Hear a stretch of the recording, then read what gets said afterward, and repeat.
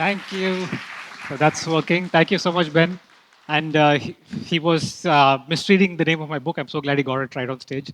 And thank you all for coming back after the lunch. And I have this big challenge of keeping you all awake at this time. I'll try my best because this session is going to be, I think, a little different from everything else that you've heard during the day. Let me check if this is going to work. Okay, so that's me. I'll skip this. Ben introduced me. I've spent most of my life working in different marketing roles with Unilever and later as an advisor with Bain. But one of my specializations has been in this field of revenue management, which is what I'm going to be talking to you about. These are the things that I'll cover. I'll talk a little bit about the whole world of CPG where I come from because I assume not all of you all will be fully familiar. So just a quick, recap to it. Then about this function RGM, and I'll go a little deeper into this one framework within RGM, which is quite a mouthful of an acronym called OBPPC, but I'll talk about a little bit later, and then finally end with some examples. Okay, so CPG. So CPG, consumer product goods, are anything that you can think of that requires frequent replenishment. Okay, and if it's something like a toothpaste or a soap or a shampoo that needs to be replenished almost on a monthly or probably even a weekly basis, then it's a fast-moving consumer good or FMCG. If it's things that can last a little longer, like a TV, fridge, sofa, then it's a consumer durable. And then you have a third category, which is consumer wellness, which are typically the kind of things that aren't defined by a time frame, and sometimes you might need too much of it, or sometimes you probably don't need any of it. And the reason why I put this up over here is because towards the end, I'll cover some examples that touch upon all these three segments within CPG. Revenue management is a function which is data driven and helps business leaders make better decisions. There are a lot of methodologies within the RGM, but what's important to know for this session is the aim of RGM, which is all about ensuring your shopper has the right product at the right place and at the right time. And the way to do this is by having the best understanding of the shopper that's possible. And that's what we do within RGM.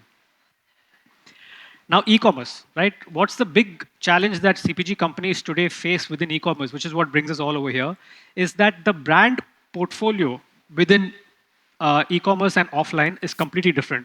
So here is an example from the US market in the personal care category, and you can see the kind of brands that exist online is completely different from offline. And this is in a market like US, which is far more mature on e-commerce.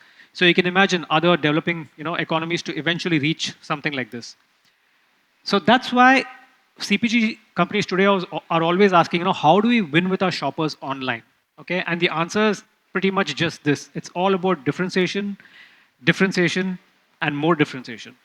And the way to do it, one of the enablers for this is this framework called OBPPC, where everything starts with an occasion. Okay, but before I go into what the framework is, just a bit of trivia. There's something that connects this OBPPC framework with Santa Claus. Okay, I'm not going to ask anyone to guess over here, but it goes by the name of the company Coca-Cola. I don't know if any of you all work, have worked with them, or but I'm pretty sure you've tried it out at some point in time, right? Coca-Cola, if you actually research online, you'll find articles that pretty much credit Coca-Cola for inventing Santa Claus. Okay.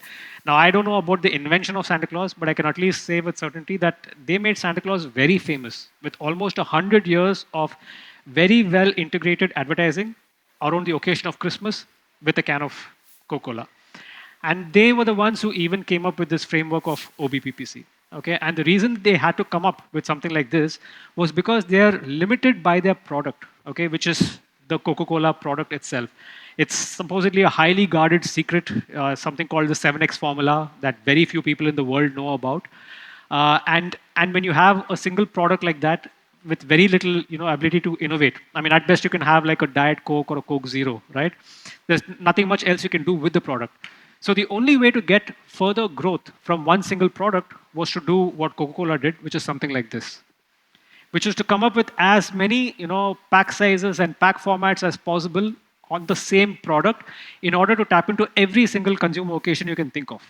Which is why if you think about it yourself, you've probably been in certain moments where you paid probably 10 times as much for the same quantity of Coca-Cola in a fine dining restaurant versus a convenience store, right? So they were one of the pioneers of really trying to spread out your pack sizes and try to make the most and essentially optimize revenue for themselves. So now getting back into this framework, let's start with occasion. Occasion is something like you see the brand on the left over here has done called, I mean, the brand's called Soylent, and they were one of the first brands to tap into this 4 p.m. consumption occasion moment, which is at that part in the day where, you don't really have the time to prepare a full meal like a lunch or a dinner, and at the same time, you don't want to be reaching out for any other junk food. So this brand basically came and said, here's, a full meal, but in a convenient liquid format, right? So that was the occasion that they tapped into.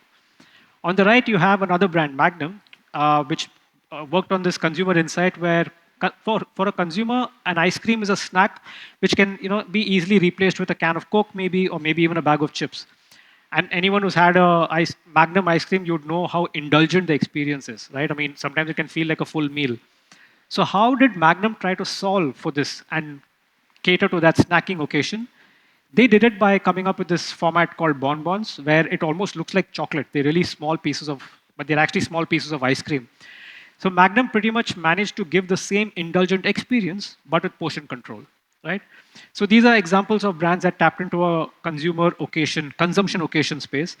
But as you would have noticed, these are only food brands, right? But CPG is a lot more than just food. So other companies, other categories have come up with things like benefits or demand spaces. Like for example, if you were to think of a shampoo with the benefit of scalp care, probably the first brand that you might think of is the Head and Shoulders, right? So that's how Head and Shoulders has tapped into that benefit space. Equally, if you look at the diaper segment, the baby diapers, for the longest time, Pampers has had completely dominated this segment.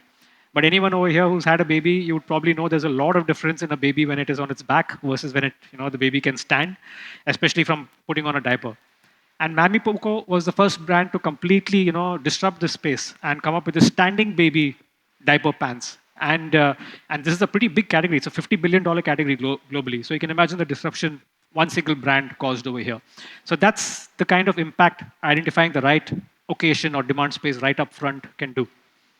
So that's the first one. The next decision is what brand, or the brand decisions that you have to make. And typically decisions can be one of three types. Okay, so either you would have to make a decision on a brand extension, and one popular example is from the brand Nike.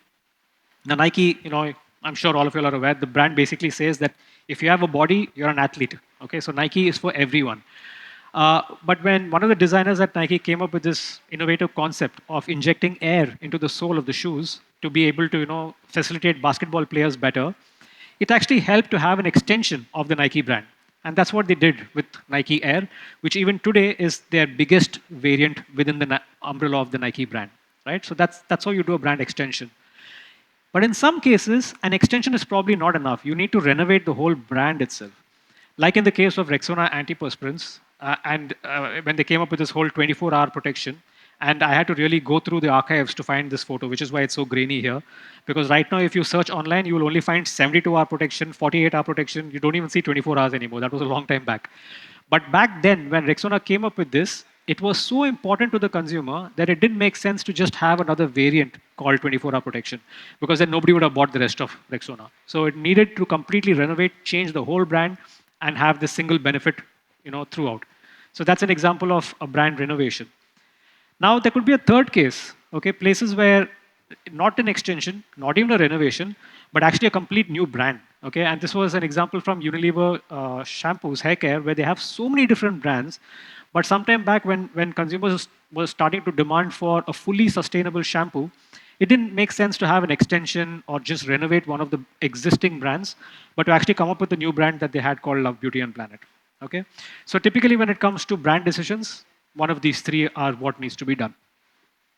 Now let's look at pack and price. These two usually go together because the decisions that need to be made over here is to determine which one of these four pack roles you need to kind of service. Okay, and they're usually an entry pack, which think of it as a shampoo sachet, the small format, which usually helps recruit consumers into the category.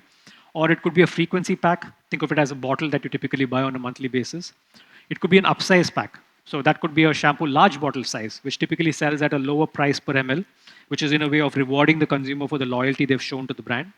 Or it could be an upscale, which is a shampoo with something else, like say shampoo and oil, for which you can charge a price premium. So that's one of the four different pack roles that you have to make a decision on. And lastly, it comes to channels. Okay, and these are all the different channels that CPG companies usually service. And as you can clearly see from the numbers, e-commerce has been the only channel continuing to grow in contribution year on year. And in many markets like in the US and China, it's already the biggest channel. And in every other market, if it's not big yet, it is the fastest growing. And therefore, from a CPG's lens, e-commerce is a huge priority for them. Okay. So, coming to the last section of my presentation, let's look at some cases where some CPG companies managed to get this right. Understand the shopper really well and deploy this OBPPC framework really well. Okay. One good example is Heinz bean scan. This is an example from UK, where once upon a time they only existed in one single pack size. Okay, but today if you go to any of the UK e-commerce sites, Ocado, Tesco Online, any of them, you'll actually see that the Heinz bean scan has this whole plethora of products. Okay, including an upsize pack where they had supply chain limitations to have like a large can. So essentially what they did was bundle 4 cans and 6 cans together to service that particular shopper need, right? But this is a great way to ensure you're tapping into every single shopper space and maximizing revenue across. You're not leaving any single pound on the table. That was CPG. Here, let's look at an example for a consumer durable. So we're looking at the entertainment industry. The brand is Monopoly. The way they managed to fit every one of these pack rolls was they came up with a Monopoly Junior, something that was lower priced to bring people into the game. As a frequency pack, you have the classic Monopoly. As an upscale pack, you have the Monopoly Luxury Edition. But here, they had a challenge with an upsize pack. Because like in the case of Heinz Beans, it doesn't make sense to just have 2 Monopoly games or 4 Monopoly games together, right? Who's going to buy that? But what they did over here was to come up with something called a gift pack. Okay, because Monopoly, the parent company is Hasbro, and they also have other games like Uno and others. So they bundled a bunch of different games and they branded it really well to service a certain occasion, like either a birthday or a New Year's or a Christmas. And that's how they managed to plug this gap. So once again, a great way to service something that the consumer is looking for, ensuring you're getting, maximizing revenue. Here's an example for consumer wellness. Now, in this case, all those pack rolls are gone, okay? Because when it comes to consumer wellness, purchases are made based on a clinical need. Okay, so you need to sell a pack of tablets based on what the consumer really needs at that point in time. But the difference here, and this was taken from a Watson store in Singapore, you can see that the brand Panadol sells at 362% premium to a private label of Watson that has the exact same active ingredient. Imagine the same products, but that's a price premium. So that's the power of branding in a category like within consumer wellness. And this is my last example and one of my favorite ones right now. There was a time, a long time ago, Colgate had only a single toothpaste that serviced a single benefit space, bad breath.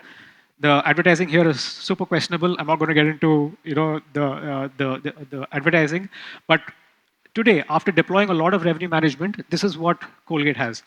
They cater to a number of different benefit spaces across a number of price points. So there are very few brands that actually can command price points all the way from 100 price index up to 1,000 price index. And Colgate has managed to do this, and they do it year on year, continuing to push the boundaries, all by deploying very good revenue management principles and identifying shopper missions to growth. Okay, so that's all I have. Thank you so much. Very happy to speak further on CPG or RGM. Find me later and we can go have a conversation. Thank you.